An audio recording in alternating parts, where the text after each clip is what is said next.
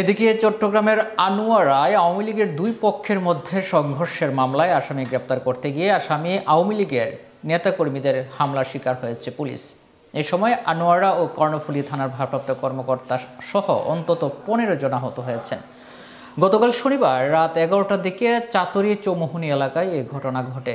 এর আগে শুক্রবার বিকালে উপজেলার বৈরাগ ইউনিয়নের আনোয়ারা সেন্টার এলাকায় বাজেটকে স্বাগত জানানোর পাল্টাপাল্টি কর্মসূচিকে কেন্দ্র করে সংঘর্ষে জড়ান আওয়ামী লীগের বিবদমান দুই গ্রুপ সাবেক ভূমিমন্ত্রী সাইফুজ্জামান চৌধুরী জাবেদ ও বর্তমান অর্থ প্রতিমন্ত্রী ওয়াসিকা আয়শা খানের অনুসারীরা।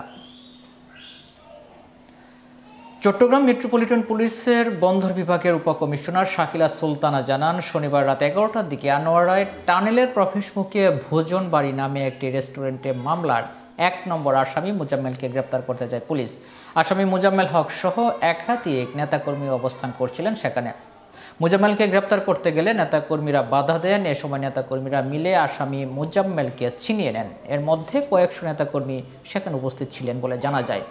পুলিশ সদস্যদের ঘিরে ধরে ধাক্কা দেন, গাছ দিয়ে আঘাত করেন এবং এক পর্যায়ে ইট পাটকেল নিক্ষেপ শুরু করেন তারা। পরিস্থিতি নিয়ন্ত্রণ আনতে পুলিশ 5 থেকে 6 রাউন্ড গুলিবর্ষণ করেন। কর্ণফুলী থানার ভারপ্রাপ্ত কর্মকর্তা জহির হোসেন জানান, কিছু বুঝে ওঠার আগে পুলিশের উপর হামলা চালানো হয়। ঘটনার পর সেখান থেকে তারা চলে আসেন। এদিকে আনোয়ারার ওসিকে মেডিকেল হাসপাতালে নেওয়া হয়। আবার হামলা হয়েছে বলেও সেখানে জানা যায়। চৌমুহনী বাজার থেকে SRF এর একটি গাড়ি ফেরার পথে রাস্তায় ব্যারিকেড দিয়ে সেটিতে হামলা ও ভাঙচুর করে তারা। সেখানে আরও 4 থেকে 5 জন পুলিশ সদস্যও আহত হয়েছেন। এই ছিল এখনকার মতো দেশের আয়োজন। এছাড়া দেশ বিদেশের সবশেষ সংবাদ জানতে চোখ রাখুন সেভ নিউজ 24 পর্দায়। ধন্যবাদ আয়োজনের সাথে থাকার জন্য।